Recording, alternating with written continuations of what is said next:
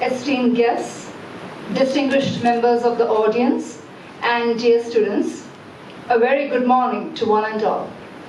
Today marks a momentous occasion as we gather to inaugurate Gravitas, the Platinum Jubilee Lecture Series held in association with Kerala Literature Festival, Unnat Bharat Abhiyan and DC Books. It is a testament to the enduring legacy of St.Thomas College, Palai, and its unyielding commitment to the pursuit of knowledge and enlightenment. This series stands as a beacon illuminating the path to intellectual discovery and fostering a deeper understanding of the world we inhabit. It is only fitting that we commence this noble endeavor with a lecture by none other than the luminary of our times, Mr. William Dalrymple, a celebrated historian, art critic, and wordsmith par excellence. Mr. Dalrymple has devoted his life to unraveling the intricate tapestry of history and unraveling the stories of civilizations and cultures that have shaped humanity. His profound insights, woven with the finesse of a poet and the rigor of a scholar, have earned him accolades and admiration from every corner of the globe. Today, he graces us with his wisdom to explore the profound theme, how ancient India transformed the world. Through his words, we shall embark on a journey through time, tracing the enduring legacy of ancient India and its unparalleled contributions to the global mosaic. Dear friends, with such an illustrious scholar in our midst, this promises to be an unforgettable and transformative experience. So, let us sail on this voyage of discovery as we commence this extraordinary event. To set the tone for the day, I invite Dr. C.B. James, the principal of St. Thomas College, Palai, to speak a few words about Gravitas, the Platinum Jubilee Lecture Series.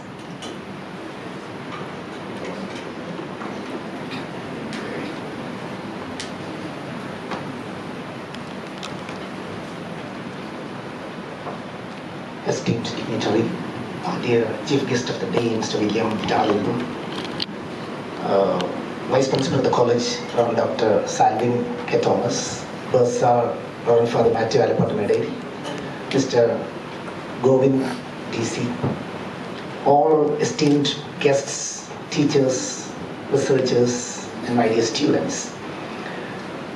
In fact, this is a kind of occasion where I failed to find words, because when we talked about the inauguration of our Platinum Jubilee Lecture Series, St. Thomas College is into its 75th year, a college with great tradition, history, and we thought of different people, but extremely fortunate that we got a true historian, a world-renowned historian in the form of Mr. William Dalrymple, to come here, talk to us on the golden route, how ancient India transformed the world, and to inaugurate our Platinum Jubilee Lecture Series.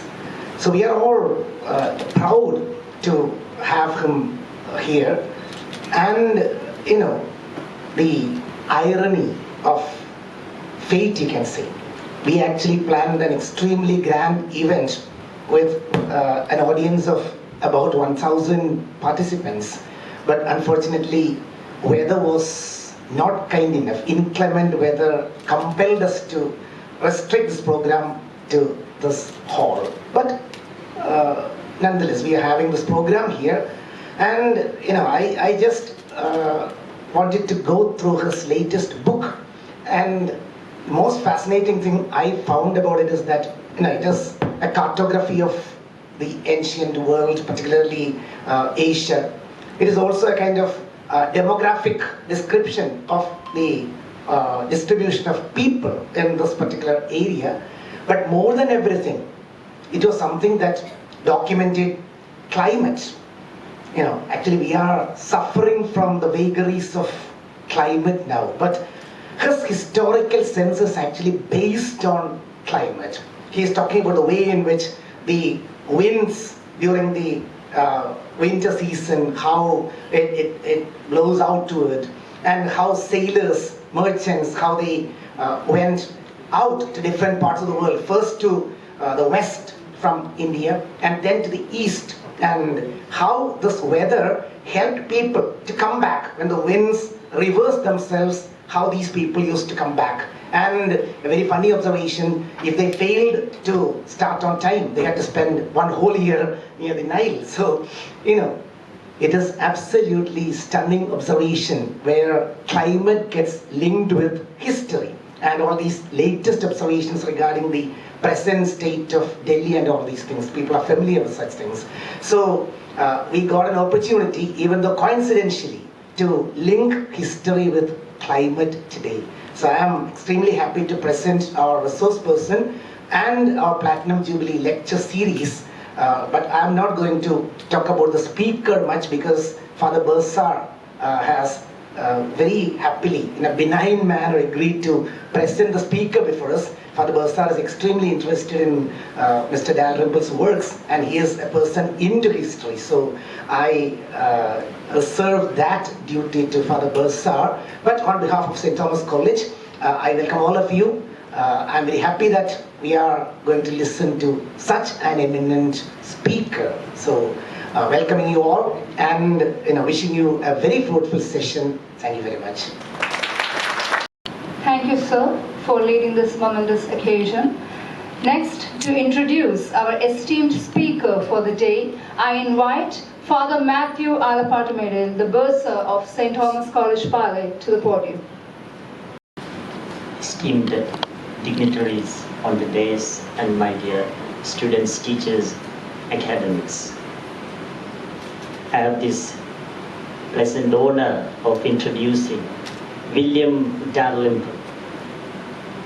Yes, he doesn't need an introduction, granted, but I am precisely asked to do that.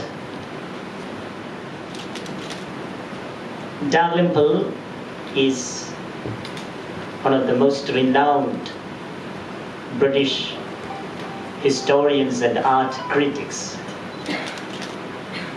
He's also a BBC broadcaster, as well as a man of immense erudition and the curator of many art exhibitions. He has to his credit a dozen books on history. In fact, history, especially ancient history, was his first love. Then he got bewitched by the English East India Company, and he spent almost 20 years in that company. And now he has returned to his first love, the love of world history, ancient history, especially archaeology. And through this latest work, Golden Road, which some say is neither a golden nor a road, ironically, but I would say the title is actually very felicitous.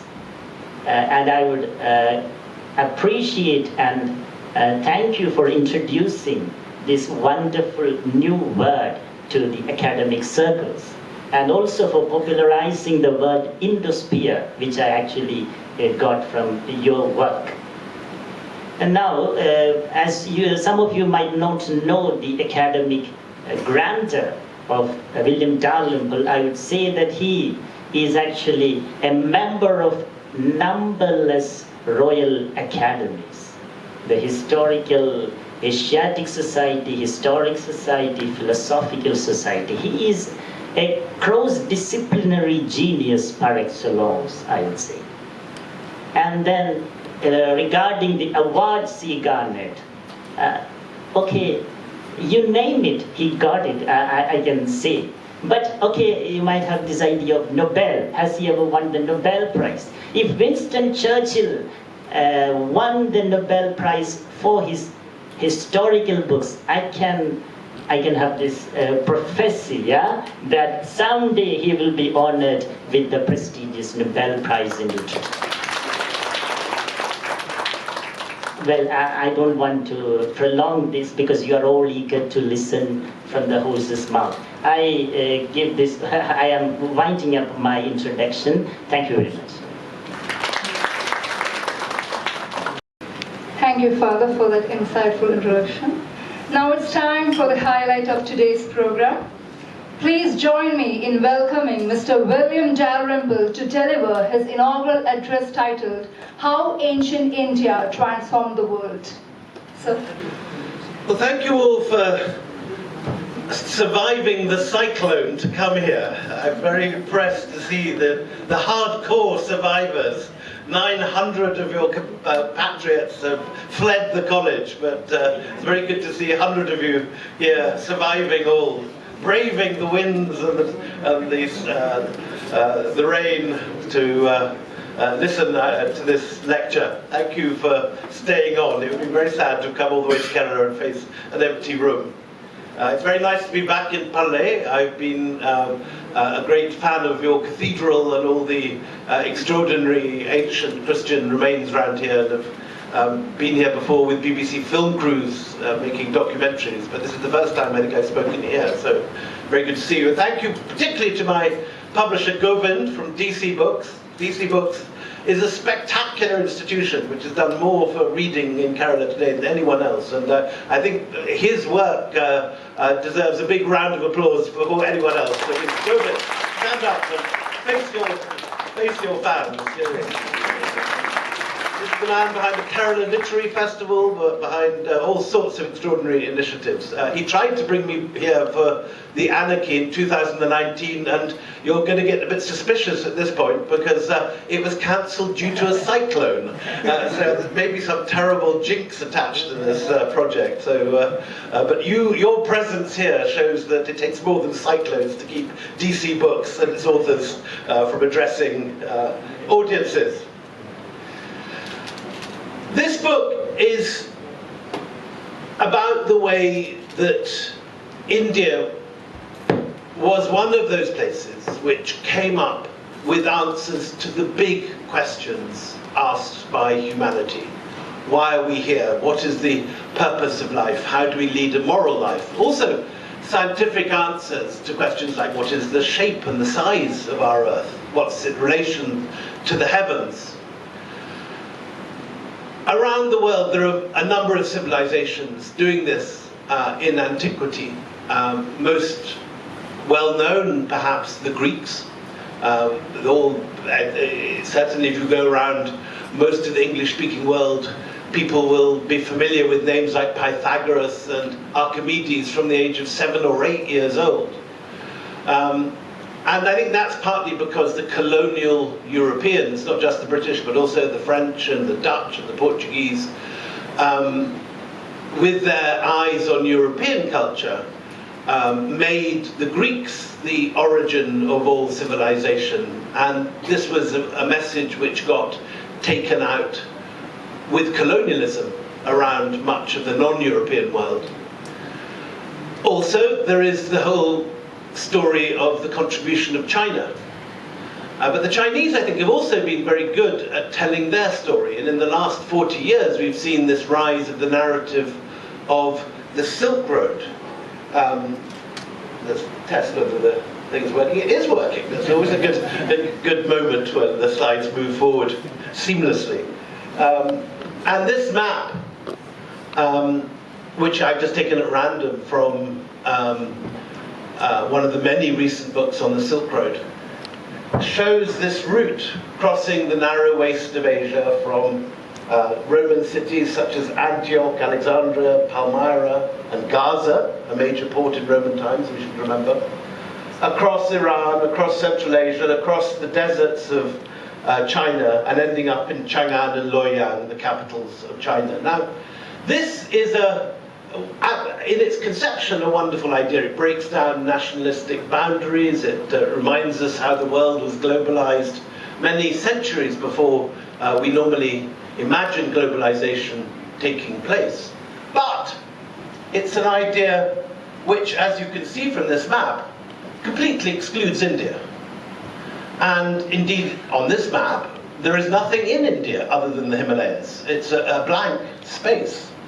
And even the dotted line at the bottom, which is the maritime Silk Road, as the Chinese now describe it, leaves Guangzhou and bypasses your beautiful coastline. It doesn't stop in at lovely spots like Cochin or Aleppi or Trivandrum, and instead the lines go dot, dot, dot past it up to the Persian Gulf and to the Red Sea.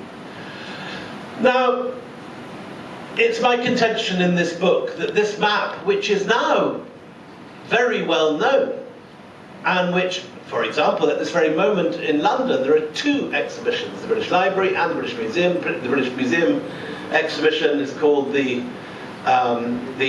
Silk Roads. The British Library exhibition is called An Oasis in the Silk Roads. And both of these have variants on this map, showing that the trade passing very profitably across Central Asia, but the maps in both shows show India more or less as a blank, as a completely empty space without even a port, just the Himalayas, as here.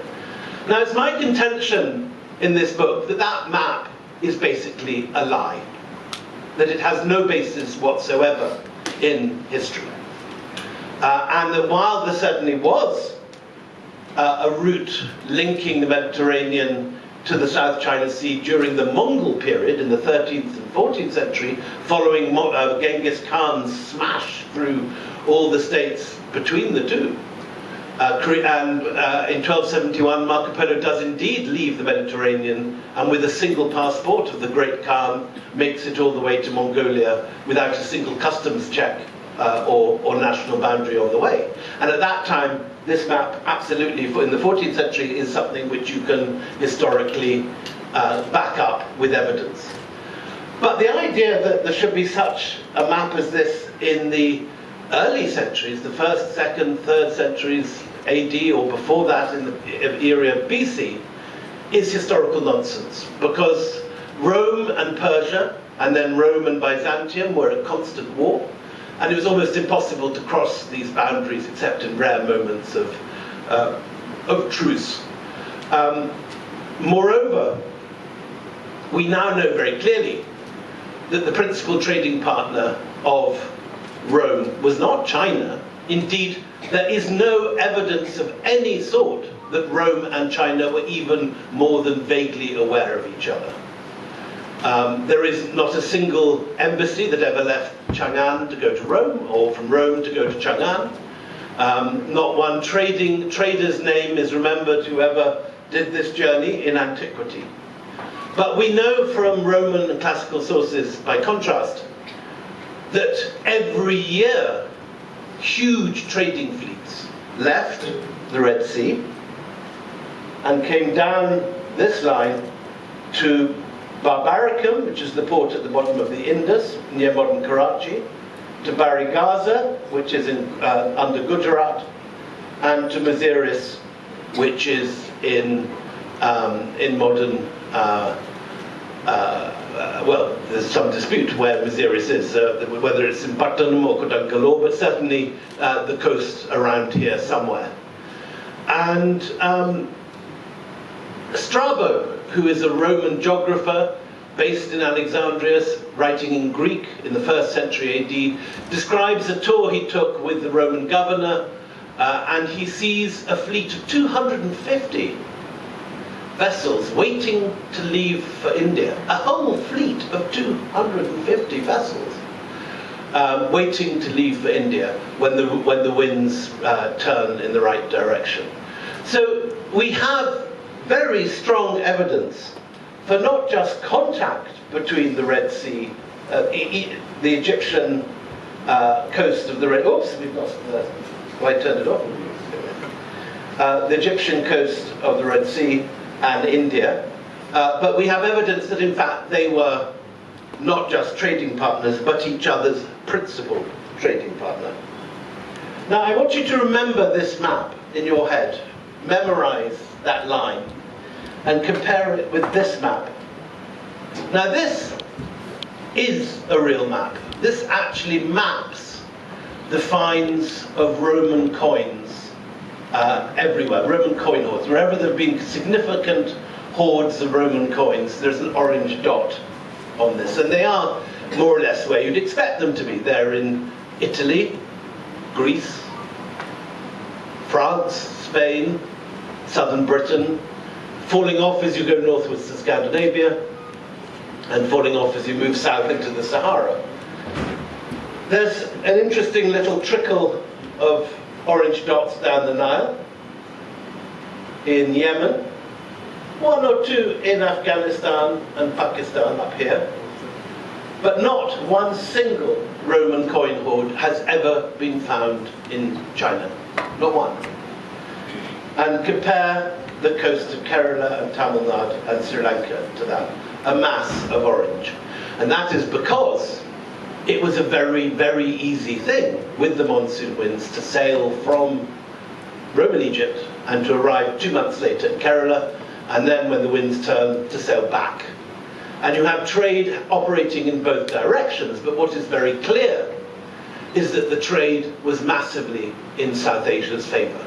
In fact, we have complaints from the Roman naval commander Pliny, who dies in AD 79 at the eruption of Vesuvius at Pompeii. But before he dies, he writes these extraordinary volumes of natural history. And in that, he is outraged by the amount of gold from Rome ending up, as he puts it, in Indian pockets. India is the drain of all the precious metals in the world, he writes. And the reason for this, he blames decadent Roman women, who he said were keen to wear immoral dresses like see-through silk at parties, and jewels, and had a taste for expensive foreign luxuries such as pepper and ivory. And he blames these decadent Romans in the cities for the impoverishment, as he sees it, of the Roman Empire, because they're spending all their money on luxuries from India. And the coin map, which was made last year by the Oxford Archaeology Department, backs this plan up very, very clearly, and kind of demolishes the idea of the Silk Road. There is no, go forward again.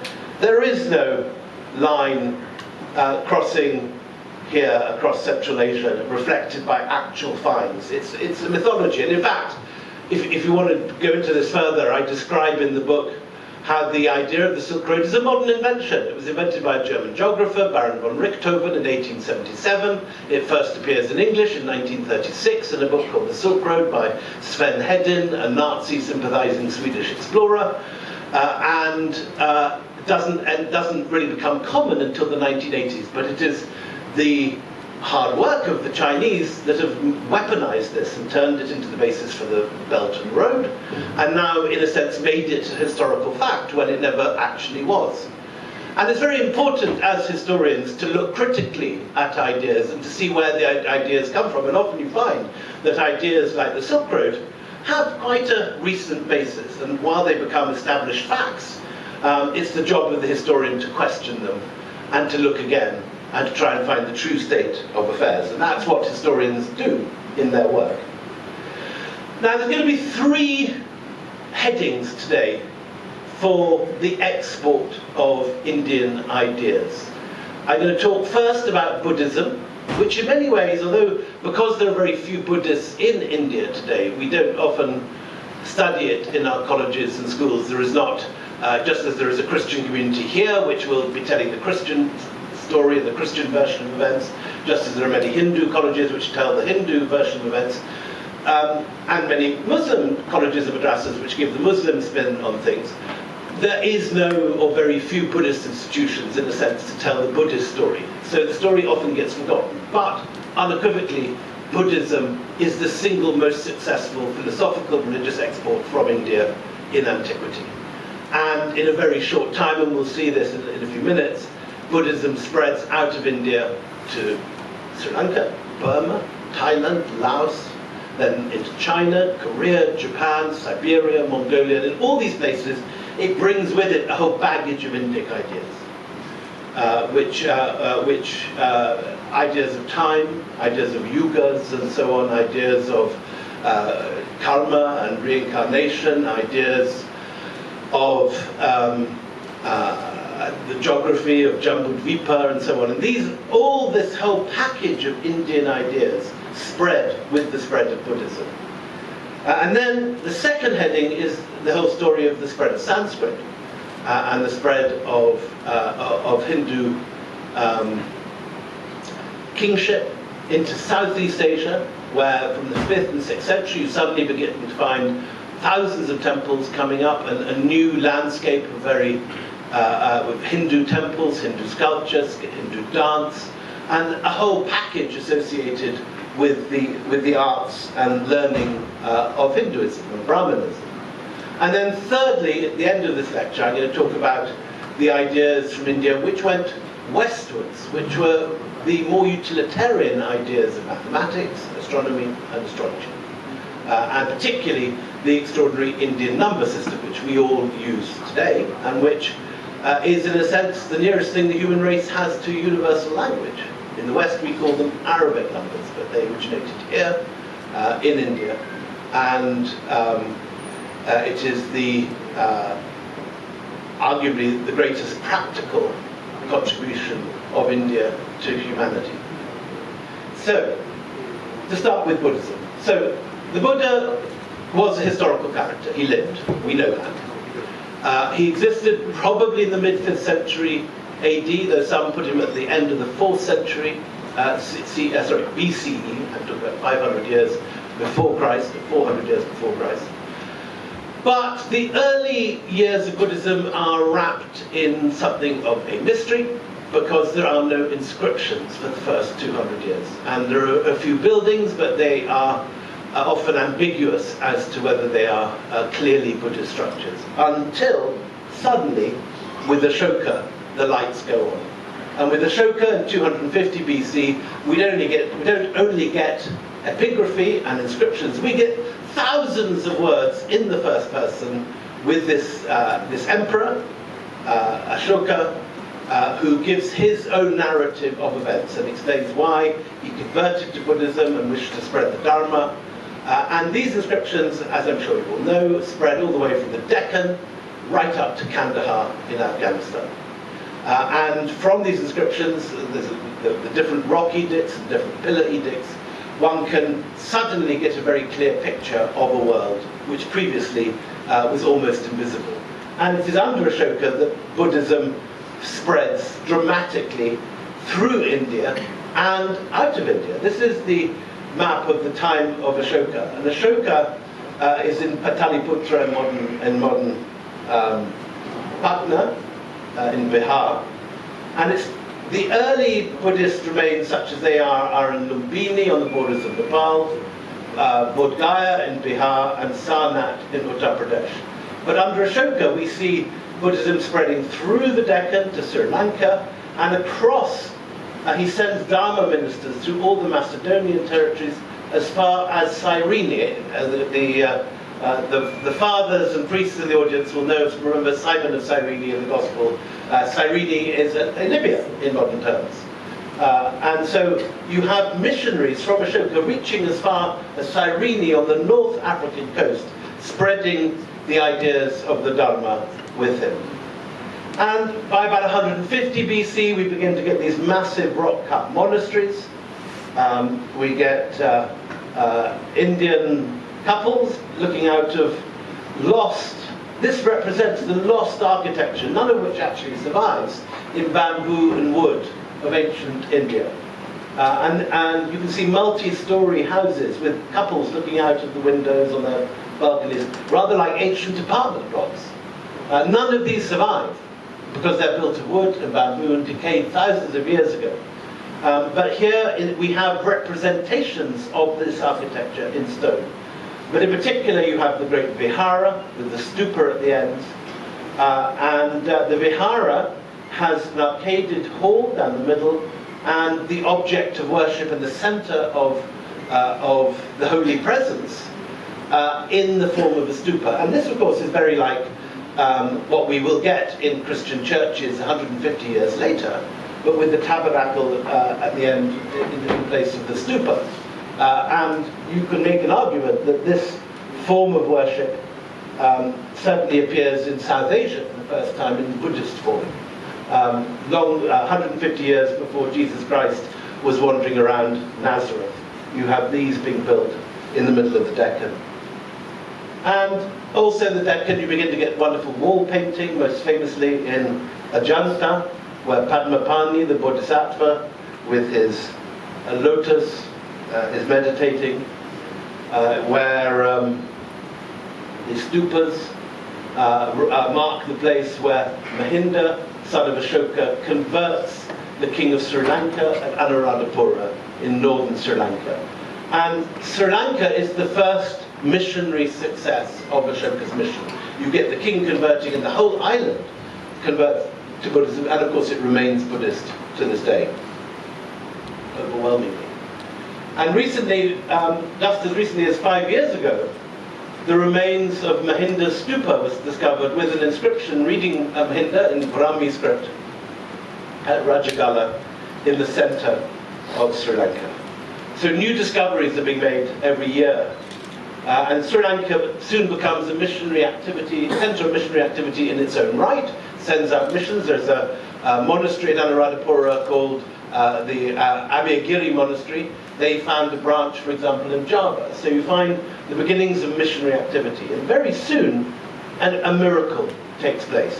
Out of what had been this small area of northern Gangetic plain around Pataliputra, Nalanda, Bodh and Sarnath, Buddhism spreads out to Lhasa and Tibet and on into China, through Mathura into Gandhara and Bactria and Afghanistan, through Mongolia, through China to Korea and Japan, and then down from Sri Lanka and from Andhra into Sri Kshetra and a few states of what's now Burma, Laos, Vietnam, Siam, Cambodia, Thailand, the Philippines.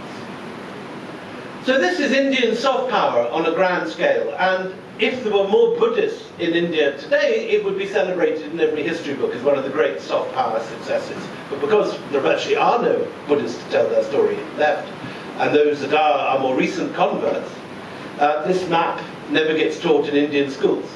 But it is, in a sense, one of the great diplomatic triumphs of Indian missionary activity. And remember, when you're preaching Buddhism, you're bringing with it an entire package of Indian ideas that come with it. Now, recently, this turned up in Egypt, made in a library made in a workshop in Alexandria. This extraordinary marble head of the Buddha, raised by an Indian sea captain to mark his successful arrival on the Red Sea. And this is a map we can make by the 1st century AD, and it's based on a guidebook, the sort of Lonely Planet or the rough guides of its time, produced by Roman sailors traveling to the west coast of India. And it describes every harbor and every place between Myas Hormuz, which is where Strabo saw the 250 Indian vessels waiting to sail to India, and Berenike, where the Buddha's head turns up.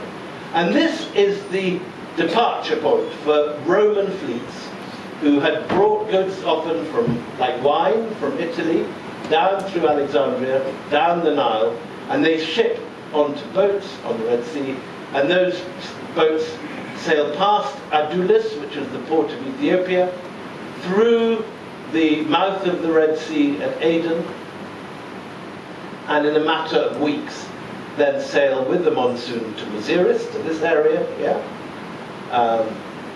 and also up to Barigaza, which is in Gujarat, and to Barbarakam, which is on the mouth of the Indus. But this book, The Periplus, tells us of many other ports, mainly on the west, but also on the east, where trade took place. And this map also reminds us, as your wonderful principal reminded us at the beginning, that it is the climate that creates all this. As we speak, Tibet is freezing over now. There are flurries of snow billowing in, cold winds blowing into Tibet. Come March and April, there'll be a thaw and warm winds will blow out of Tibet in all directions. And this creates the bellows that create the monsoons that disrupt your life at times here in Kerala, but which for centuries have provided your sailors with their means of enrichment, because thanks to the monsoon winds, once you've learned to ride them, you can sail as if in a jet plane with incredible speed to Aden, then up the Red Sea, and join the fleets in St.Thomas and Berenike. And with some speed, it took only 2 months to get from here to the Red Sea. So you could go, dump your goods in Alexandria, you'd have some friend that has a warehouse, so you'd rent some space, you'd sell your goods, you'd go and visit the pyramids, go and see a show in Alexandria, and then come August, the winds would change, and you'd get back onto the Red Sea, and you sail back with the equal speed. So if you miss the winds, you get stuck, and you have to spend a year in Egypt. But otherwise, it's a very efficient system, and in a single year, you can send a package of goodies up to Berenike and come back, and celebrate with your family your enormous wealth. And wealth was indeed part of it. Here, by the way, is some Ethiopians. Look at these extraordinary, handsome Ethiopian princes arriving at the court of Amaravati in this image. But wealth is indeed what was brought to these coasts. And we know the details and the numbers from this document, the Maziris Papyrus. The Maziris Papyrus, now in Vienna, but discovered in the deserts of Egypt, is simply a shipping invoice of the sort that's probably made out in an anaculum every day as some shipping owner seals a container and writes a list for the customs of what's inside it. And this is literally that from the 2nd century, 120 BC. And it contains the details of one random container shipment leaving Maziris in 120 BC and finding its way to Alexandria. And we know what's inside it visually, because we actually have an image from someone in Italy who was involved in this trade, and he spends some of his profits on a mosaic illustrating the products which have made him rich. Now, if Govind was to do this today, he would fill his house with all the bestsellers that DC Books has launched into the markets of Kerala, all the wonderful romances and history books which people have bought. But this is the equivalent of Govind's wall painting from 100 AD. And instead of bestsellers in Malayalam, we have a picture of a yakshi representing India. This is based on one of these voluptuous figures from Mathura. She's a tree spirit. You see that when she touches the tree blossoms. That's the idea, that so fertile is she. She's a fertility spirit, that the tree bursts into flame at her touch. And here she is again, touching the tree here, but this time in the Roman representation of the same thing, made by a mosaic maker in Sicily. Now, the reason I'm showing you this is she is holding or is surrounded by all the things that were traded between the Mediterranean and India. Firstly, silk, which, as you can see, echoes Pliny's complaints because it's see-through. You can actually see all the shape of her legs and so on through the silk, which is why Pliny was getting upset at this decadent textile. There's also pepper, which Pliny was also upset about, because this is the nonsense that the young today put on their food. You know, he's harumphing like some old admiral. He was an old admiral, about the waste of money people spending on these exotic new foods from the East. Also, not to be forgotten, ivory, 2 tusks of elephants, and while we may disapprove of elephant hunting today, it was a major source of wealth for your ancestors, as was shipping animals to the circuses in Rome. I don't know if any of you have seen Gladiator 2, I know Govind has.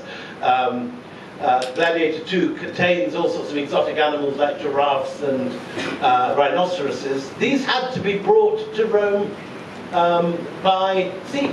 And they were landed at Berenike, often from India, and again were a major source of wealth for your ancestors. And finally, I think this could be Malabathrum, which is a plant which was involved in perfumery. The theologians among us, and I see several fathers in the front row, will remember the story, I think it's St. Matthew's Gospel, of nard being put onto the feet of Christ by Martha and Mary and some of the other apostles complaining because it was so expensive. Now, nard is a product of the Himalayas, brought on this route to the Roman world.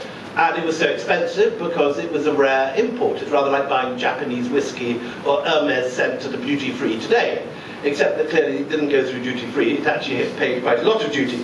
And so by the time that it arrives in Nazareth or wherever Martha and Mary lived in Lazarus, it's extremely expensive. And there are complaints that they're using this luxury product on Christ rather than selling it to the poor, for the benefit of the poor. So that's an interesting little discussion, because that, suddenly you have an Indian import turning up in the Gospels. It's not an import from Kerala, although it could have come via Kerala, it's an import from the Himalayas. So back to the Masiris Papyrus. So the Masiris Papyrus lays out these different columns of the different things that they're selling the different products which are being exported from Masiris to Alexandria. And what's important about it is it gives the figures, how much all these things cost. And your ancestors, I'm sorry to say, were ripping off my ancestors. They were putting a vast increase in the price tag, beyond all reasonable amounts. And my ancestors, foolishly, were paying for it at this inflated price, even right up to the borders of Scotland. We have a little receipt turned up in the excavations at Hadrian's Wall in Northumberland, where somebody called Gambo, son of Tapax, bought 2 denarius worth of pepper. Now, pepper does not grow in Scotland or Northumberland, and they had to get it from here. But it shows how far the products from this coast were reaching at that time. And so we have, in this shipment, on this one ship called the Hermapylon, which we happen to have this one invoice surviving by chance, 250 tons of ivory. I can't remember, is it 200 amphorae full of black pepper, nard, cotton, silk, ivory, and all sorts of things. And the whole shipment was so expensive that if it arrived safely in Alexandria, the importer would have been turned into, the Elon Musk of first century Egypt. He would have been the richest man in town. And he could have bought as large a state as he wished in Egypt or in central Tuscany in Italy, and had enough money left over to join the Senate. So it wasn't just your ancestors who were enriching themselves in all this. It was also the merchants who successfully brought it and sold it. But there was a third winner. Pliny says, why do the Roman state not ban this trade, which is draining wealth into distant nations? And the answer is contained in this receipt, because the third column is the customs take. And the Roman state is taking 1/3 of the total shipment's value for itself, which art historians are now working through, and there is a theory going around, there is a scholarly debate about this, is it a third, is it a fifth, is it a quarter? But something like that, let's say a quarter of the entire Roman imperial budget is coming from the Red Sea customs, with all the luxury goods being imported, not just from India, but also Arabia and Ethiopia, elephants from the Horn of Africa, frankincense from the Arab world, and so on. But these luxury goods arriving at the Red Sea was a major source of income for the Roman Exchequer, paying for Hadrian's Wall, where Gambo, son of Tapax, was buying his 2 denarius worth of pepper, but also the Roman roads, the Appian Way, the Colosseum, you name it. The Algerian frontier forts, the Rhine frontier forts. This trade, which enriched your ancestors, also made Rome run on with sorts of taxes that very successfully didn't have income tax in Roman times, but this was quite a clever way of taxing the rich, because only the rich would get to have nard or silk or ivory. This was not, going to affect your peasant sitting in Puglia or something. So this was a kind of a successful income tax that the Roman exchequer makes. And we see examples of these Roman luxury products turning up in Western excavations. This is a Yakshi, again another of these fertility figures, who turned up in Pompeii. But we also get Roman Egyptian luxury products which are exported to this part of the world. And here we have a whole shipment of expensive Roman Egyptian glass beakers with Russell Crowe, because Gladiator, not Russell Crowe, use the current Paul Mescal is the current Gladiator. You've all got to go watch this movie. The Govind says it's no good. My son saw it and says it's excellent, so you can take your review from who you wish. So we have the Gladiator, we have the Pharos Lighthouse, which is at Alexandria, and we have people making wine here. These three beakers turn up in Afghanistan. They arrive in Barbaricum, they're punted up the Indus, then the Kabul River, and they're found at Bagram, which is where the American Air Force base was. So these Roman luxury goods are coming up right up to the Hindu Kush, and they influence the art of early Buddhism. Here we have a Coptic papyrus from Coptic Egypt. It's worth saying that at the same time as Buddhism was arriving in Egypt from India, this is also the time that Judaism and Christianity is arriving in Kerala, with the same shipments and the same, whether or not you accept that St. Thomas himself came here, it is a fact that Christianity came here very early on. And we know from Eusebius, the church father writing in Alexandria, that Indian Christians were sending missions to Alexandria by the 2nd century, asking for priests and asking for Christian texts and for teachers. So whether or not St. Thomas himself personally came, Christians came along with the Roman fleets, along with everyone else. And we have clear evidence of this in the art, because here is a Coptic papyrus of Jesus and his disciples, maybe Jesus in Gethsemane, judging by his expression and that he's looking pained, and maybe this is him just before he gives himself up to the Romans. But here we have the same image. Whoops, it's gone. Wait for that. If I press something. Here you have the same iconography for the Buddha and his disciples found in Central Asia. So these images are crossing religions, even as they cross continents. And the most important influence of Roman art on Buddhism is that the Buddha himself starts to be depicted. In early Buddhist art, we have the wheel of law representing the Buddha, or a pillar of flame, or a stupa. The Buddha was not shown, as with early Islam, where you don't get the Muhammad shown, so you don't get the Buddha shown in early Buddhist art. But in the 1st century, he suddenly turns up, and significantly, he's wearing a toga. And this, of course, is because he is based on Apollo, and these early Bodhisattvas are based on Roman statuary. You see this most clearly if you put an image of Augustus, the Roman emperor, next to a Gandharan Bodhisattva.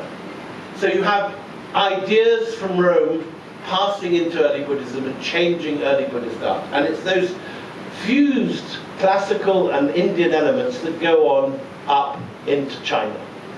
This is Mezainak, which is one of the early Buddhist sites of Afghanistan, where there are not only Buddhist monasteries, but copper deposits and chapels to Durga. So you have many Hindu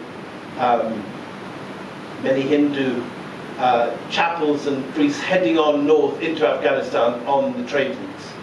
And eventually Buddhism establishes itself so firmly that it is found in Bamiyan, and you can see all along this cliff face the dots and excavations of monks who burrowed into the cliff face, like in Ajanta or Ellora, another big Buddha niche here, right across here.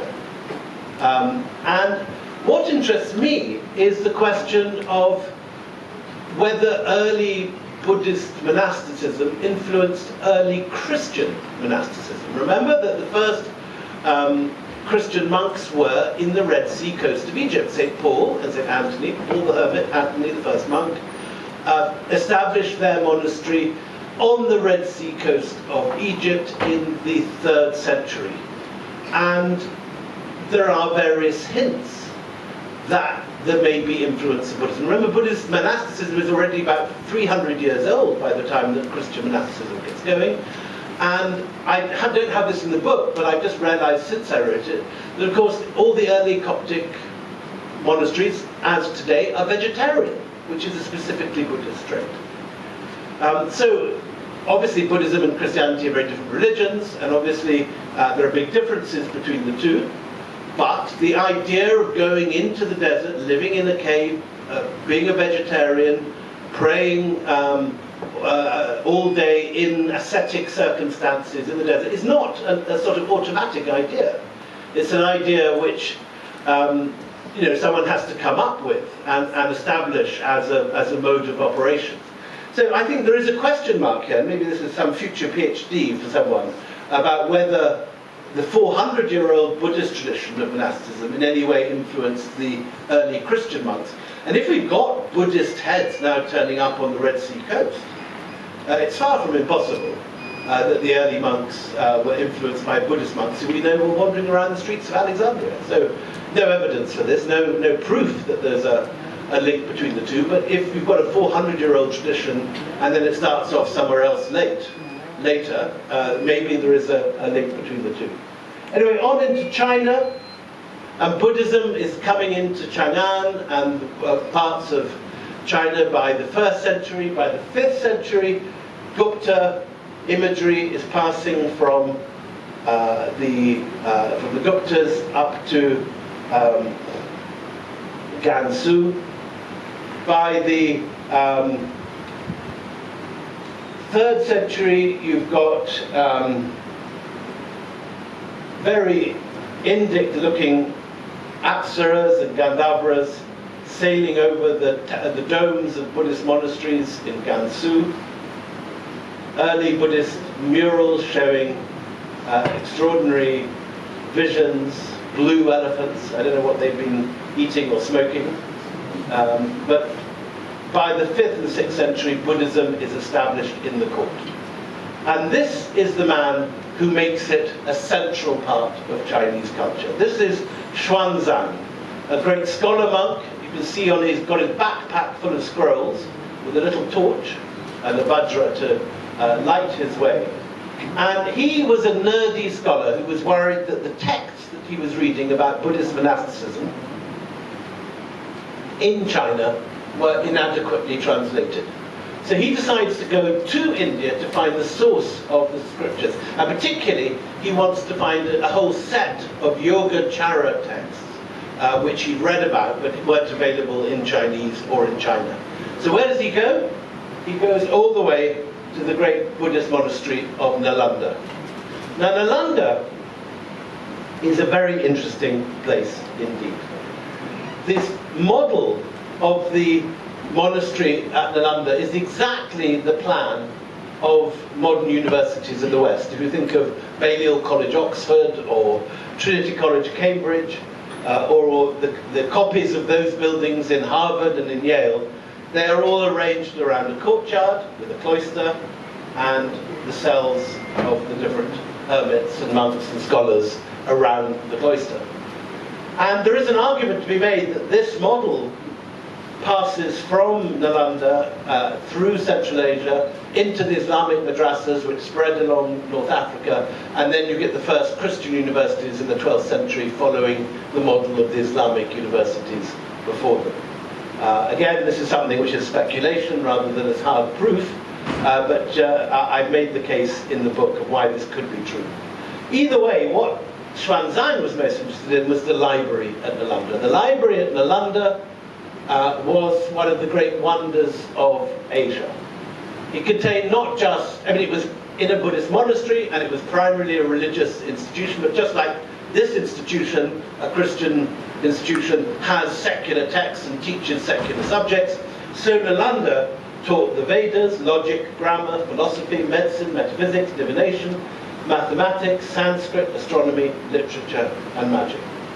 The library was 9 stories high and contained 3 divisions: the Ratna Dadi, the Sea of Jewels, the Ratna Sagara, the Ocean of Jewels, and the Ratna Ranjaka, the Jewel of Dawn. Several thousand monks from morning till night, says Xuanzang, the monks engage in discussions. The old and the young mutually help each other. And the students studied diligently without wasting a moment. So Xuanzang spends 20 years here copying out text and then goes back to China. And by the time that he left, you start having expatriate colleges being formed in the London for Southeast Asian monks. This is a copper plate recording the founding of a college by the king of Srivijaya, which is modern Indonesia. And we have pilgrims' pictures of what Nalanda looked like at this time. When Xuanzang makes it back to China, this man, Taizong, is the emperor, and he is astonished to hear Xuanzang's stories about India. And there is an extraordinary tale which then develops, because the elderly Taizong had taken this woman, Wu Zetian, as his concubine, his 5th ranking concubine, and she, in time, manipulates and chooses various ways of becoming the concubine not of the old man, but of the crown prince. And it makes a bit more sense when you see the Chinese soap opera. You get an idea of what's actually going on at this point. And she eventually becomes the empress attached to the son, Gaizong. When Gaizong has a stroke, she becomes emperor in her own right. And she is the only woman in 3,500 years of Chinese dynastic history to become emperor in her own right. Not empress consort, not queen mother, but emperor. And she does this by basically sidelining the Confucians and the Taoists and bringing in Nalanda-trained Buddhist monks. So you can argue that what she causes is a sort of coup d'etat of Indian monks in the center of power in China. And for one generation, you get this moment when Indians are running the Chinese court, or contributing, certainly, to keeping a Buddhist regime in power in China. Because this is the moment she declares Buddhism to be the state religion of China, and the Confucians and the Taoists are demoted. Now this doesn't outlast her life.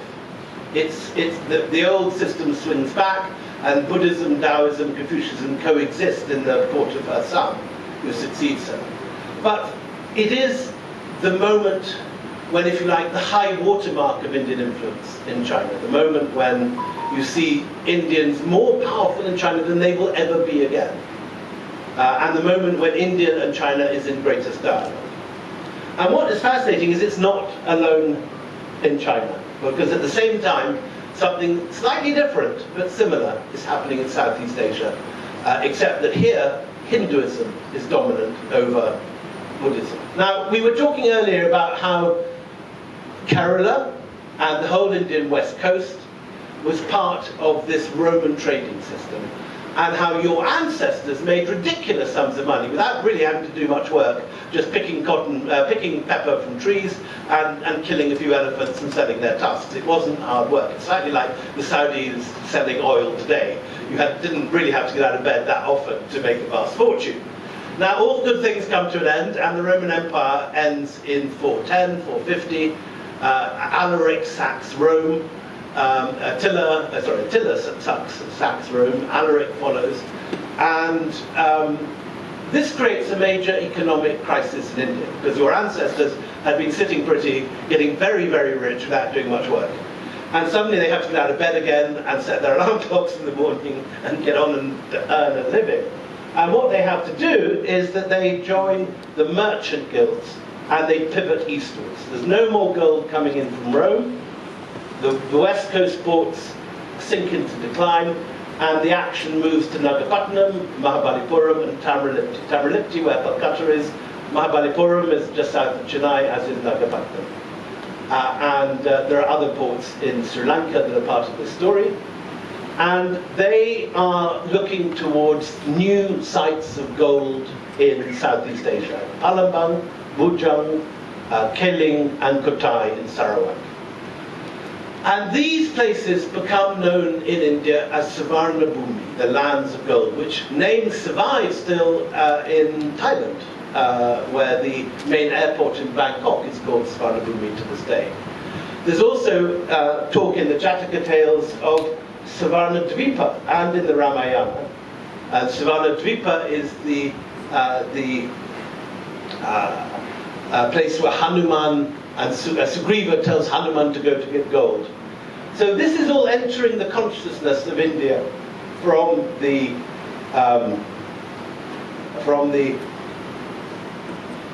5th, 6th century.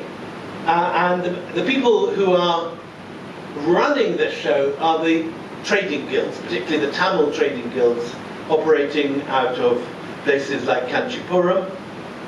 Also the Chalukyas operating out of Chalukya territory, Aihole and Patadakal and Badami. These guys are quite serious. They've got corps of assassins, like something out of Game of Thrones, where the assassins are sent out to assassinate anybody who kills the merchants. They have their own trading forts, and they have their own corps of mercenary soldiers to protect their expensive goods, rather like the East India Company, in fact, in centuries to come. And these guys are forming settlements and trading with Southeast Asia and bringing the profits back to the east coast of India. And they're traveling in ships like this on the walls of Borobudur, with the winds being caught in these extraordinary, complicated sails that were worked out. There are Buddhist wheels of law turning up in Thailand from the 1st century. And in Bujang Valley, you find the first Shiva lingams and yodis and images of Shiva. You get in Ok Eo, on the Mekong Delta, the first trading ports run by Indian sailors in between what's now Cambodia and Vietnam at the mouth of the Mekong. And these early Khmer canals run across the lagoon, and if you go down them, you end up under Angkor Paray, where you will find the oldest surviving Hindu temple in Southeast Asia. And inside this temple are these extraordinary early sculptures of Lord Vishnu in this sampot. But from the beginning, it's a slightly different form of Hinduism to anything found in India. The Emperor Jayavarman II, whose face this is shown as Lord Vishnu. He holds a discus and he holds a conch shell. Now, I don't know any example in India where an image of a king is shown as the god. You have images of Rajaraja Chola with Lord Shiva, so he's in the presence of the god, but you never have the deity as the king. So this would be regarded as blasphemy here, but it's very much the case in many of these images in Southeast Asia. And you get the local king sitting with Abhisheka ceremony around him, and the Brahmins who are giving the Abhisheka ceremony with all their top knots and their lungis and their Brahmins' cords. These guys bring with them their script. And the Pallava Grantha script, which is developed in Kanchipuram, is the southern version of the Brahmi script, developed for use on palm leaves. So rather than the straight lines that you get in Devanagari and Sanskrit, with the washing line with the figures hanging off them, the letters hanging off them, you get these curved letters which won't cut the palm leaf. If you're trying to draw or paint or write on a palm leaf, if you draw straight lines, you'll rip the palm. So they develop round forms of writing, which is the basis of your script today, but is also the basis of the scripts of Southeast Asia. Mon, Pew, Khmer, Thai, all these developed from the southern Palava script developed in Kanchipuram in the 5th and 6th century. This travels out into Southeast Asia and becomes the basis for every single pre-Islamic script in Southeast Asia. And what are these Brahmins doing there anyway? Because aren't the Brahmins not meant to cross the Black Water? Well, they get round that very cleverly by moving the Ganges. The headwaters of the Mekong is inscribed with yonis and lingams, and they sacralize the river and change its name to Ma Ganga. Mekong is the Khmer pronunciation of Ma Ganga. Suddenly you find this landscape being sacralized. You find new Kurukshetras turning up in Laos. You find new ayodhyas being built in Thailand. You find new Shiva, major centers of Shaivite worship being renamed after the big temple pyramids in Cambodia. So you have this spread of the sacred landscape of India into Southeast Asia. You begin to get Hindu temples copied in Southeast Asia. So this is the Shore Temple at Mahabalipuram, the Palava Shore Temple built in the 7th century. Here is a near copy in Gadong Songo in Java, but slightly different. You see, it's got the little Chinese eaves, the narrow gateway, which you don't get in the Palava original. And by the 8th and 9th century, you've got the Ramayana being depicted for the first time, 120 images from the Ramayana depicted in Prambanan in Java. And these Southeast Asian temples are sometimes larger and bigger than the originals in India. So the wonderful, extraordinary Borobudur is this amazing Buddhist temple built within a yantra, and that is that it becomes a major center of Buddhist worship in Java. And then finally you get the largest Hindu temple of all in Angkor Wat. Here at the center of Angkor is the largest Vishnu temple in the world. Now it is a Buddhist temple, but originally it was a Vishnu temple. And you see the quincunx, there's 5 pillars rising up around, and the area within the moat of Angkor is 4 times the size of the Vatican City. So this is on a scale that is far bigger than anything in India or in Europe. There are 1.2 million people in Greater Angkor. 1.2 million, at a time when London is just 20,000. So this, arguably, you could also say that, don't tell Mr. Modi, but you could also argue that the Khmers are the largest Hindu empire in history. At their peak, the Khmers control not just Cambodia, but Thailand, Laos, Vietnam, and the whole of this enormous land area in Southeast Asia. Certainly it's something we should be more aware of, because this is a major export from India. Hinduism arriving in Southeast Asia and forming great empires very far from home. But it's not quite the Hinduism of India. It's different. And so when Tagore turns up here in the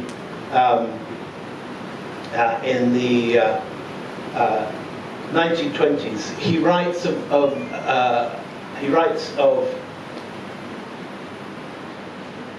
Angkor Wat that everywhere I could see India, yet I could not recognize her. That is the phrase. And typical of that is the fact that the ashes of Suryavarman II are contained within the central spire at Angkor Wat. Now, I don't know any Hindu temple in India where the ashes of the king are within the temple. You have them in chhatris outside, but not within the temple, as far as I know. So this is, again, something, it's Indian, it's Indic, it's grows from Indian roots, but it's a slightly different form to what you find in India. So finally, we must deal with the idea of zero. 270 here are numbers for the first time written down in Gwalior. So I'm now going to take you 600 years back. We were in 12th century Cambodia. I'm now going to take you to about 550 AD in Madhya Pradesh, at the peak of the great Guptas. And Chandragupta II is on his horseback, and he is building the great center of Udaygiri near Bhopal.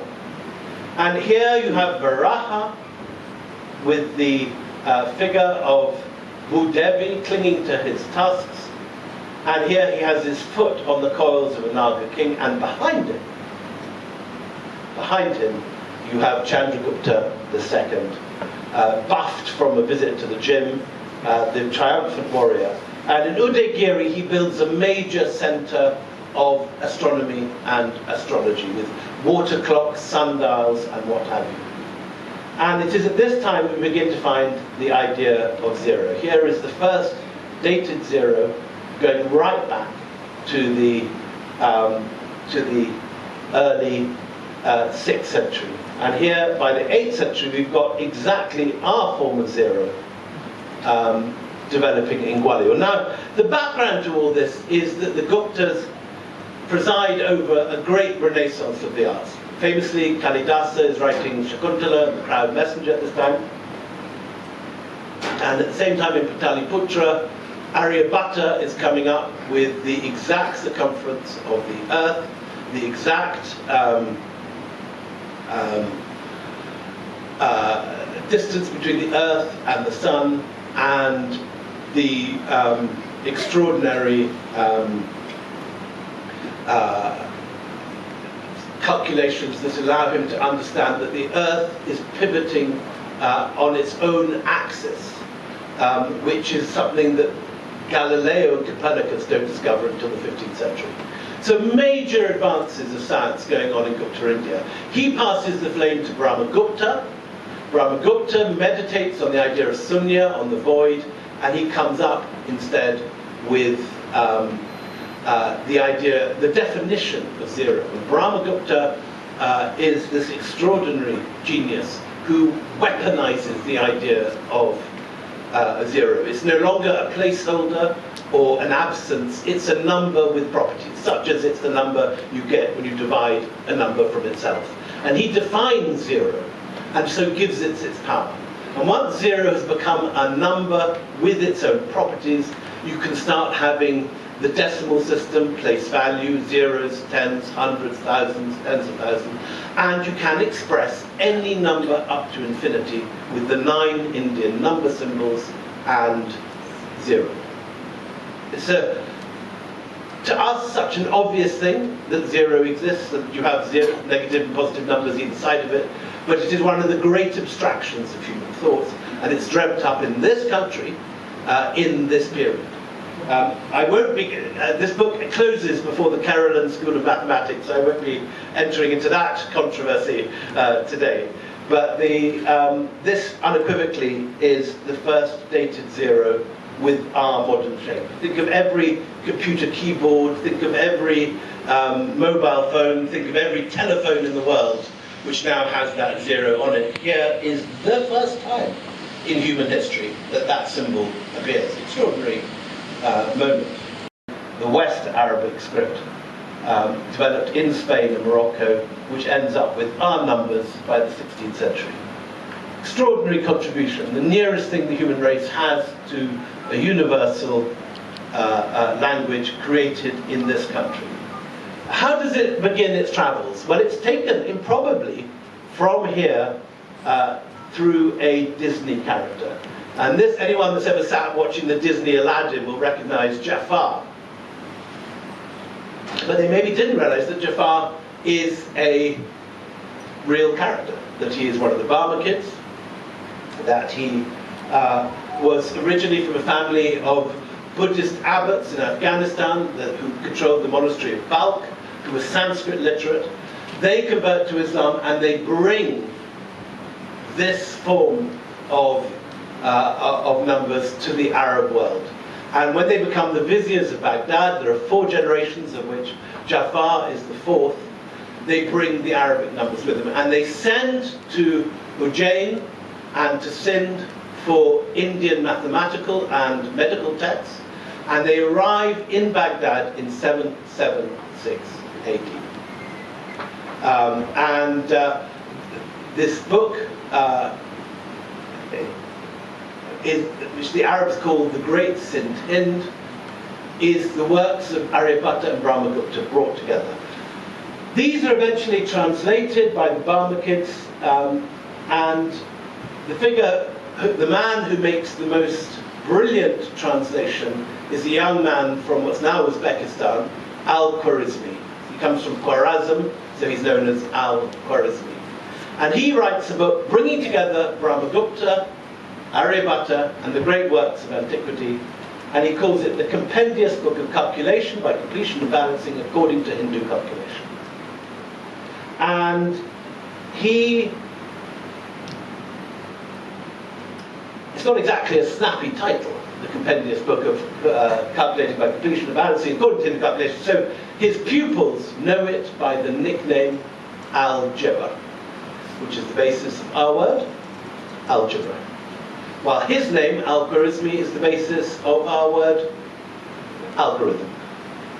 So these ideas spread from Pataliputra to Mount Abu to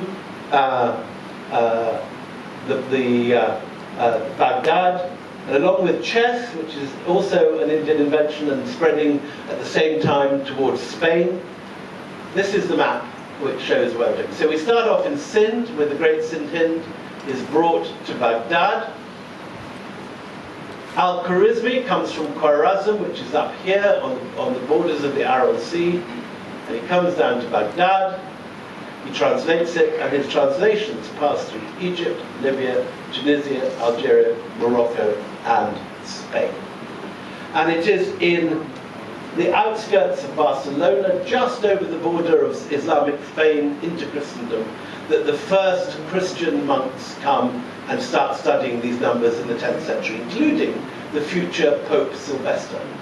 But this is early days, and Pope Sylvester is accused of witchcraft and of taking on the ways of the Moors, because he tries to introduce these new, very advanced mathematical ideas, which from the Arabs, which originate in India. So, just to because of all this, North Europe continues to use Roman numbers, MCM, VXV, CCM, try doing a long multiplication with CCM divided by CVXV1. It's not easy, but the North Europe is still using that system until one day Pisa decides to found a trading colony in Algeria. They send a notary, the notary brings his son, the son goes to the local school, he learns Arabic, he learns Al-Khwarizmi's mathematics, and then he goes back to Italy and finds that all his schoolmates are still doing long multiplication with CCMVX, 5 times CCMV1. So, he decides to write a book. This young man is Fibonacci. And Fibonacci is the man who brings the Indian number system to Europe. He writes the Liber Abaci explaining all this, and he calls it's very important, he calls it the system of Indian numbers, the modus Indorum. And he specifically calls it the Hindu method of calculation. So they know that this is from India at that point. Now initially the first volume of his Liber Abaci is read by the Holy Roman Emperor, who comes up to Pisa to talk to him. And then he takes him to Castel del Monte, which is the amazing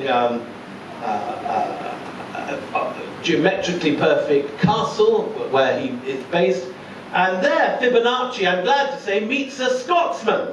Another improbable twist to the story. And the Scotsman is a man called Michael Scott, who is the court astronomer and astrologer at the Holy Roman Empire. And Michael Scott is a very practical Scotsman, like many of my compatriots are, a very pragmatic man. And he says, look here, Fibonacci, this is all very well, but it's a wee bit theoretical. And he says, you've got to add interest rates, double accounting, weights and measures, currency conversion. And so Fibonacci produces a second edition of the Liber Abaci that is far more practical and can be used by merchants and bankers. And it's this text that spreads around Italy, leading to the birth of the Medici Bank, and which then also passes to the Italian painters, such as, such as Piero della Francesco. Piero della Francesco writes 3 extraordinary texts on mathematics based on Fibonacci. And when he dies, his friend Fra Luca Caroli goes to Milan with these texts and shows them to his flatmate, who is Leonardo da Vinci. So you have these Indian ideas spreading out. So we have a relay race that starts at Pataliputra with Aryabhatta. His work is read in Mount Abu in Rajasthan by Brahmagupta. Brahmagupta and Aryabhatta's work gets taken to Baghdad in 776, translated by Al-Khwarizmi into the book known as Algebra. And that then spreads through Fibonacci to Italy, and through Italy to Leonardo da Vinci. So we have a relay race of these ideas, these Indian ideas, passing every stage westwards, bringing Indian ideas. And sadly, the other great beneficiary from this is the East India Company, because it is Fibonacci's number systems which lead to the birth of the European corporations, and ultimately sends Europe back to India with guns and gunpowder. Ironically, it is Indian weapons, if you like, which power the East India Company's advance into India. But the East India Company is another story for another day. Govind will bring me back to tell me that story in a future case. But thank you very much for braving the cyclone. If you have any questions, I'd be happy to answer.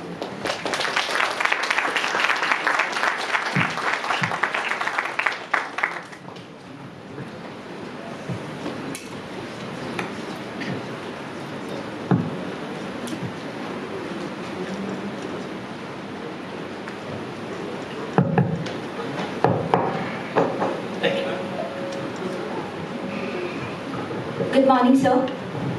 Hold your hand up. Hello. It was very enlightening to listen to your words. So you started from the statement that it was a lie, kind of a lie that Silk Road existed, right? In the early period. Yeah, in the early period. But then, like Roman hordes, Roman gold coins were in the Indian pockets. Like a lot of trade were happening, and India used to get a lot of profit from that trade. But then I wanted something to look forward to in the future. So from this book, from your ideas, what would you suggest as an idea to the future? Because now China is kind of making an initiative to revive the Silk Road and other things like Belt and Road initiatives and stuff. So we are kind of countering that narrative and at the same time promoting the ancient culture of India. So what would be that your argument to look forward to as a country, trying to become a Vishwaguru or developed a country by 2047? Well, I'm a historian, not a politician. So I look backwards rather than forwards. But if there are any lessons, if you're asking me what lessons I would take, there are a number of lessons. India is at its most creative when it is most open to foreign ideas. The Gupta period is not, as some nationalists imagine it, a sort of Tupperware box full of Indianness. It is, if you look at the pictures of Ajanta, there are Romans, Parthans, Persians, ambassadors from Central Asia, Scythians, all in those pictures. And behind Brahmagupta and Aryabhatta, you've got ideas from the Yavana Sutras, from ancient Babylon, and so on. So, as today, to become a world-beating scholar, you need to read all the works of the present and then take those ideas forward. So my argument would be that when India is most humble, most open, most cosmopolitan, most willing to listen to other voices and to not seal itself up into a box of Indianness, that is the moment when Indian learning is at its most innovative, most creative. And so India will become, in your lifetime, the third biggest economy in the world. It's overtaken Britain, it will soon overtake Japan and Germany. And that seems to be a prediction which is easy to make, the size of the economy. What no one can see is the intellectual atmosphere and the creative atmosphere. No prophet can look into a crystal ball and tell you that. And if India does become a very repressive and closed place, without pluralism, without openness, it's possible it can be very rich, but creatively not productive. I would hope that India draws inspiration from its cosmopolitan past and plural past, and excels in creativity as well. Another point I think should be said is that we have a government that claims to be very keen on Indian culture, but which gives almost no money to the ASI to excavate. We have only 10% of Nalanda has been excavated to date. It's a scandal that 90% remains unexcavated. It's one of the great moments of Indian soft power. Here in Kerala, the wonderful P.J. Cherian has been trying to dig Osiris, but is finding it very difficult and finding his way blocked. I'm a huge fan of P.J. Cherian, and what's wonderful is that his excavation is directly mirroring the finds found in Berenike by the American archaeologists there. So Berenike in Egypt and Patnam Osiris in Kerala are mirror sites. They're two ends of the same trade network. And I would urge those who are in influence here in Kerala and in the centre to unleash a flow of money to archaeologists to uncover this fantastically plural and interesting ancient past. I was in eastern Turkey this summer, and the hotels there are and transport is 30 or 40 years behind India, but its museums are incredible. Here so often you go to a museum with wonderful exhibits, but which is shoddy, badly lit, dusty, ill-managed. The curators are half asleep and no one's changed the light bulbs in the exhibits and so on. Again, these are things, India's not a poor country. It can afford to rebuild every airport in the country. It can afford to put more money into culture and museums and excavation. So I would urge for the future India to learn from its past, but to learn from its past it has to rediscover and illuminate its past. Thank you, sir. Thank you so much. Thank you. Hello, sir. I am an admirer of Dalrymple as well as a close friend of P.J. Cherian. But I am sorry that you haven't given the right place for P.J. Cherian in the book. P.J. Cherian is in the book, and his works are all footnoted. Not even you haven't even mentioned his name. He is absolutely there, sir. I will show you afterwards where P.J. Cherian's name is mentioned on several occasions. There is P.J. Cherian and I were lucky enough to be at the same college in Oxford in the summer, and we huddled together and discussed these matters in great detail. You're, I'm afraid, quite wrong, sir, that P.J. Cherian's name appears many times in the bibliography and in the footnotes. And his site, Patnam, is talked about over several pages, but I will show you happily afterwards. But he's an important character, though, and I can't emphasize enough the importance of Cherian's work and urge anyone who has influence here to support him and his rediscovery of Patna. I hope that this book is likely to do as a sellout. In the next generation, please give credit to Cherian. Well, I'd say he's got due credit already, and he's thanked me very warmly for that credit, but I will show you where, sir. But I agree, he's an important part of the story and deserves enormous, much of what I've been saying about those trade routes derives from his work and the work in Berenike. So he is indeed the man who should be credited for this, and I will show you where he is credited. Thank you. So very good morning. Good morning, sir. I'm not a historian.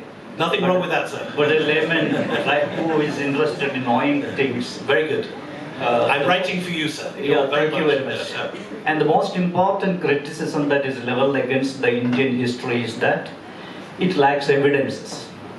And I think that the class which you conducted today has compensated that to a very large extent, thanks to the archaeological excavations and narrating it in an order.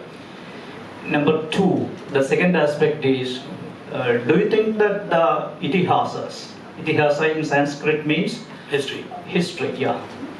And itihasas, Ramayana and Mahabharata represent the Indian history in its core sense? So, all sacred texts contain truths that are higher truths than the mundane world, but they should not be read as works of direct history in the same way that you read a factual book. The sacred texts are constructed with sacred purposes in mind, and very usually reflect historical truths, but they need to be interpreted in the light of the time and with the understanding of the culture of the moment. And this is as true of the Christian Gospels as it is true of the Ramayana or the Mahabharata. With any of those, scholars need to analyze them very carefully before they accept them as unequivocal historical facts in the way that we would regard historical facts today.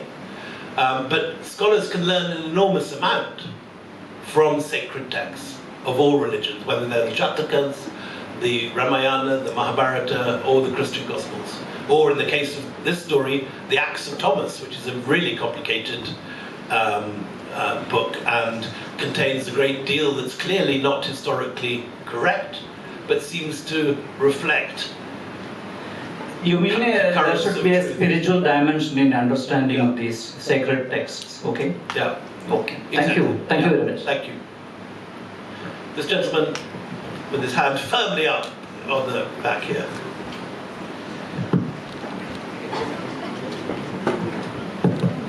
Good morning, sir. Thank you so much for the lecture. Good morning, and thank you for coming in the middle of a cyclone.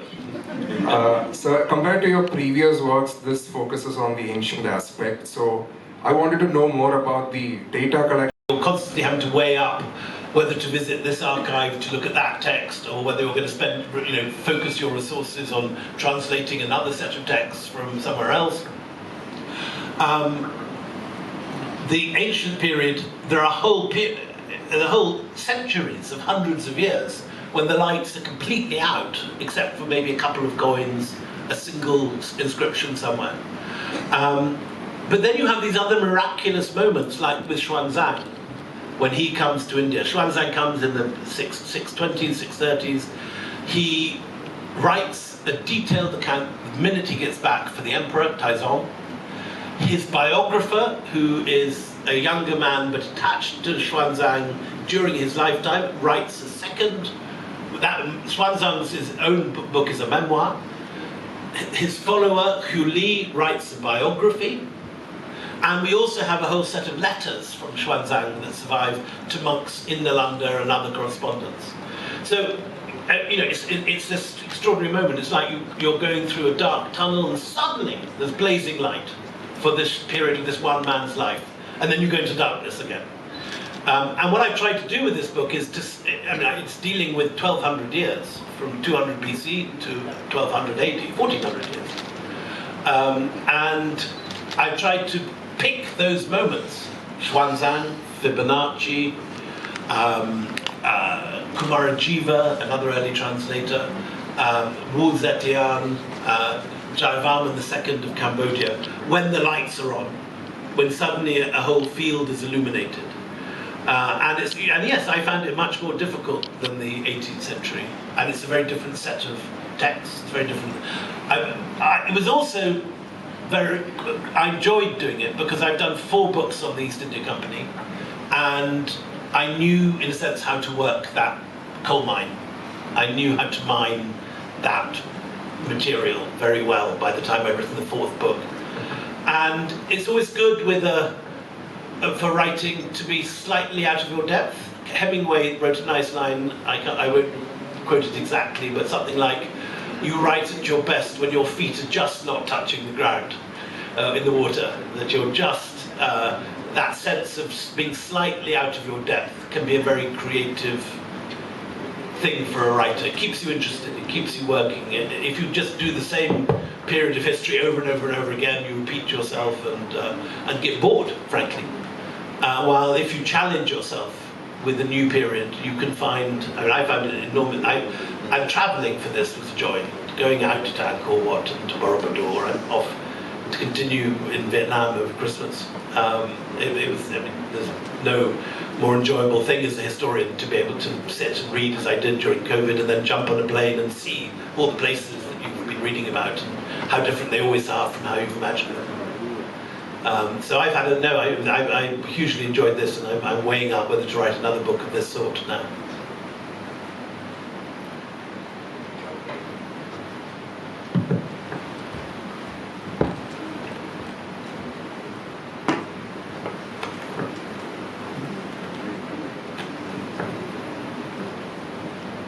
Good afternoon. Good afternoon, sir. I'm going to ask you about something you are focused today on. Could you tell us what countrymen you would have been addressing today, but for an entity called East India Company? Sorry, I didn't get the first part of the question. Could you tell us what countrymen you would have been addressing today, had it not been for an entity called East India Company? Well, the East India Company certainly changed India in many ways. It's an extraordinary story, the East India Company, which is why I spent 20 years writing about it. I think everyone in India, as in the lessons I used to get in Britain, always understood the British conquest of India to be something operated by the state. In reality, the East India Company was a multinational corporation, slightly like Elon Musk's X Corp, or Google, or Facebook. And like those, it had bases in every country. It had a whole system of influencing politics, just like Elon Musk now has the ear of Trump. Robert Clive and so on had the ear of the British Parliament. 1/3 of British MPs had shares in the East India Company. So you have this very odd thing of a politicized corporation, which is something that is very contemporary today. We have it again now. And Elon Musk, I think, is the Robert Clive of the Trump administration in many ways. The East India Company looted India. We've described Pliny's worries in this lecture of how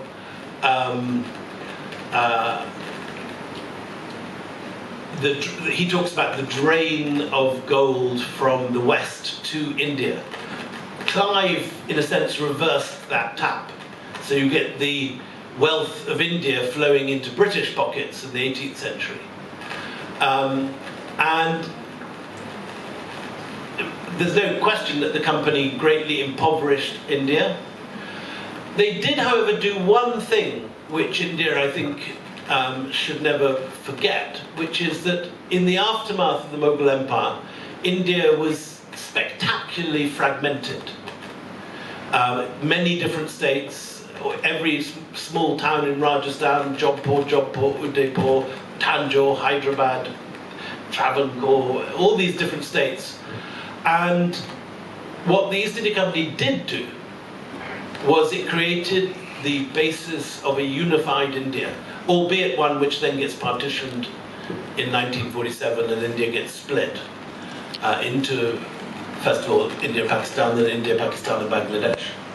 But you get institutions such as the Indian Army, which go back to the army of the East India Company, and you could show that in other fields of Indian life. So while it was an entirely negative thing in many ways, there are some legacies which, I mean, it wasn't the intention of the East India Company to provide a unified nation state for the 21st century, but through the accidents of history, that's what they effectively did do. They reunited the country after the fragmentation of the 18th century. So one achievement to be perhaps grateful for, unless you perhaps you yearn for a Travancore state independent on its own. I don't know whether people feel that at all.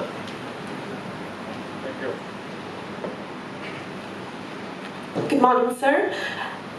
My question is about the Drain of Indian Wealth by Dadabhai Naoroji. So the grand old man of India, Dadabhai Naoroji, has clearly explained about how India was looted. So I wanted to know that as a historian, what is your idea? Like, India was looted. Why is the Kohinoor diamond still not returned to India? Why is it still not returned? There have been a lot of negotiations and meetings, but still the British pirates not returning the Kohinoor diamond back to India.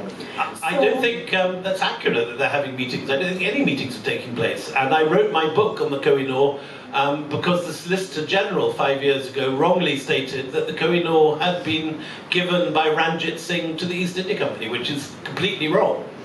And I wrote a book called Kohinoor with Anita Anand to set the record straight. Ranjit Singh had been dead, whatever it was, 17 years, I think, before when the East India Company ended up seizing it from Dalrymple Singh. If Ranjit Singh gave it, he'd have to have done it by Ouija board from the world beyond, because he was well dead by the time that the company seized it. I think that there will be a return of many objects in your lifetime. It's already happening. Initially, I think there was also, which you may not be so aware of, a great looting of Indian objects by art dealers in the 60s and 70s. And a lot of that network has now been uncovered through the research of historians. And I think this year 400 items came back from the Metropolitan Museum in New York. Now those were not colonial looted items. Those were objects illegally exported in the 1960s through criminal networks. The short answer to your question is that the Geneva Convention, which is the legal framework by which objects should not be looted from any country in the present, is not retrospective. So however wrong it may seem to all of us, there is no legal claim for India under international law as it stands to claim back its colonial loot. Now that may well change in our lifetime, particularly if India becomes a permanent member of the UN Security Council.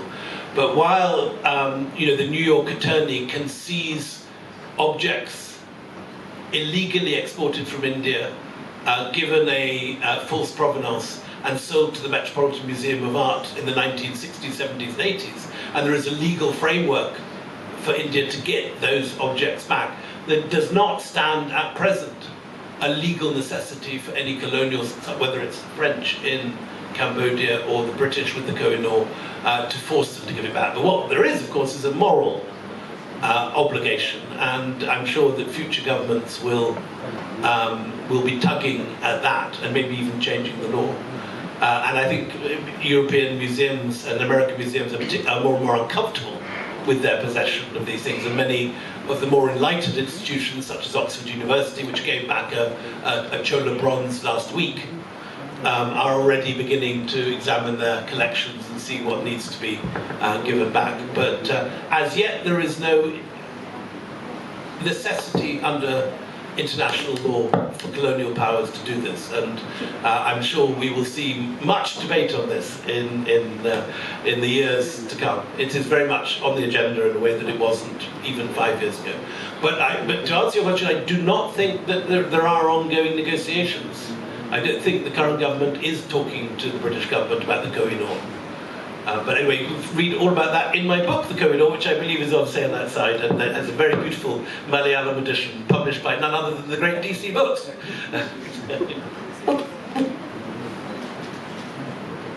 There's a gentleman down here. That lady, and then this. So my question is... I've got the hardcore here. The guys that survived the cyclone are good question askers. I'm very impressed. The flakes who left and went home would never have asked such good questions, I'm sure. So how can we bridge the gulf between academic history and popular history? So I do not like the term popular history. There is well-written history and badly written history. And there is history which is academically rigorous, and there is history which is academically sloppy. I have always chosen to write outside academia, though I have visiting fellowships at All Souls, Oxford, Brown and Princeton, of 8 honorary degrees, blah, blah, blah, prizes. But because I think if you go into the academic system, certainly in the West, you end up doing a lot more administration, sitting over exams, teaching, all of which are wonderful things to do, but they get in the way of research. I can move from one history book straight onto another and spend 5 years digging in archives and writing. And my great guru, Sir Stephen Runciman, who was a great medievalist whose books I loved and who's been very much my guru on how to do things, said, if you want to write, you write. It's a different thing from teaching. There are academic books which are sloppy, there are popular books which are sloppy, there are academic texts which are excellent, and there are books written outside academia which are excellent. So I would urge you to judge them on the prizes they win, the reviews they get, and the awards they're given, rather than by the biography or particular position of the writer. I certainly do not describe myself as a popular historian. And resent it when people describe me as that, because I have academic credentials coming out of my ears. I'm a member of the most elite Oxford University College as a visiting fellow, and I'm very proud of that. But I do think that it's difficult to write full-time, or write as frequently as you can if you are in a full-time teaching position, which is why I've never had one. Hello, sir. It's a joy listening to you. And my question is how to... I can't see you speaking. You wave your hand. So. Hello. Yes, very good. Hello, sir. It's a joy listening to you. And my question is out of curiosity. I have yet to get a book. Is there any area that you have left out in writing about ancient India? Because is there any area about ancient India that you have left out writing because you lacked evidence? You said you wrote based on evidence. Well, I should say this is not a book on ancient India. It's a book on how ancient Indian ideas left India and travelled around the world. So there's many areas of India, ancient India, which I haven't touched on at all. This is the story of the diffusion of Indian ideas. And ancient India is a vast and thrilling world, which I much look forward to exploring at length in years to come. But one area that I made a great point of avoiding, it wasn't difficult because it's not part of this story, but I'm aware that there are certain areas in the culture wars at the present which are highly fraught.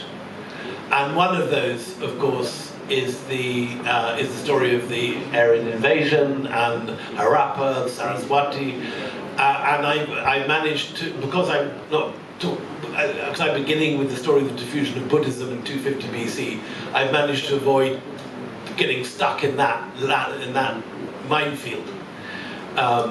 I think one should recognise that Indian history is deeply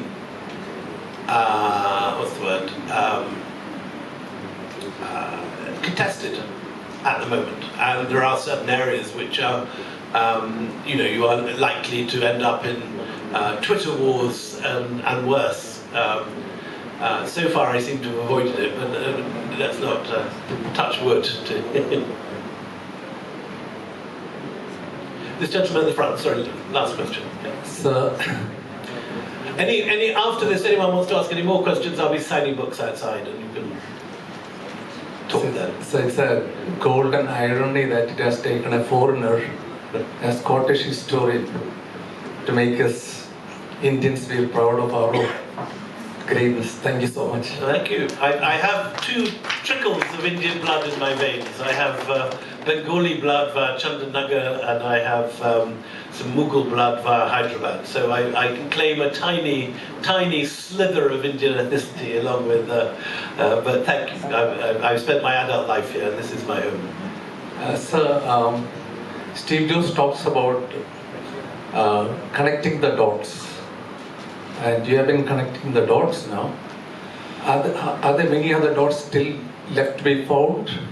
And, yes. And if we connect them, can we expect a diamond road?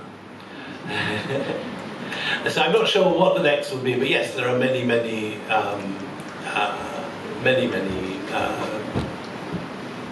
lifetimes of research remaining. And what's interesting is that this field is evolving. I mean, it would have been impossible to write most of this book even 20 years ago. But so archaeology in Waziris with our friend PJ Cherian again, a big round of applause for PJ, and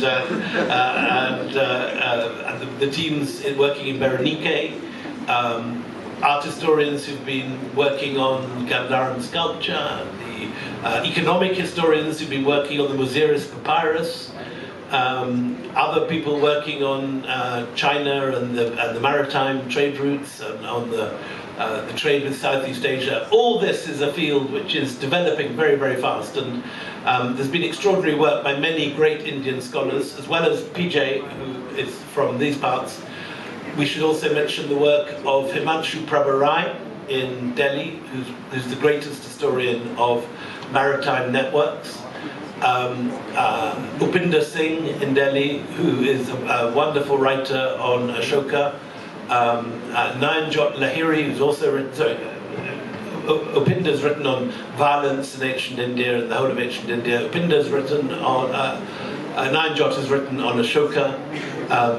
Vidya Dehejia on the Cholas and the Pallavas. There are many, many great scholars working in all these fields, and I've learned a huge amount from all of them.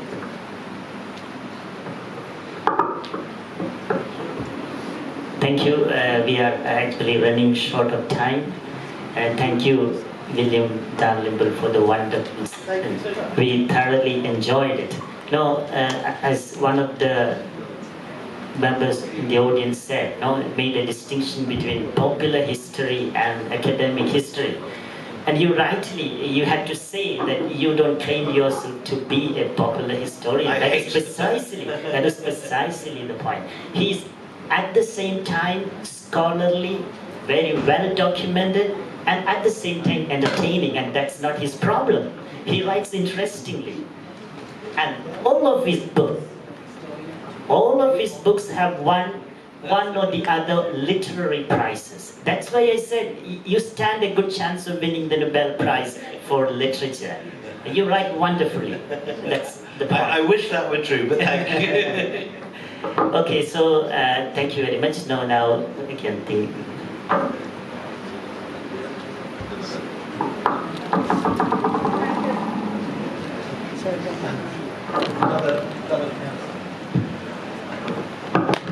Thank you, Mr. Dalrymple, and everyone who participated in this enriching exchange of ideas. Now, I request the principal of St. Thomas College, Palai, to hand over a gift to Mr. Dalrymple as a token of love and gratitude expressed by St. Thomas College community.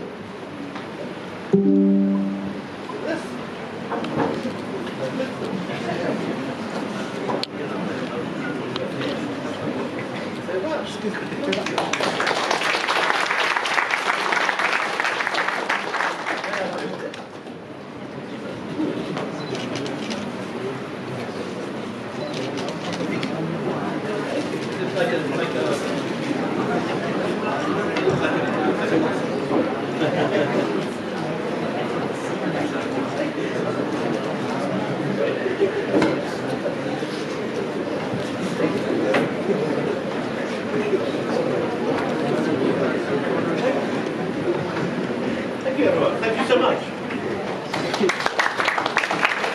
Now, as we conclude this remarkable session, I express my heartfelt gratitude to the speaker of the day, Mr. William Dalrymple, for the fascinating and thought-provoking talk.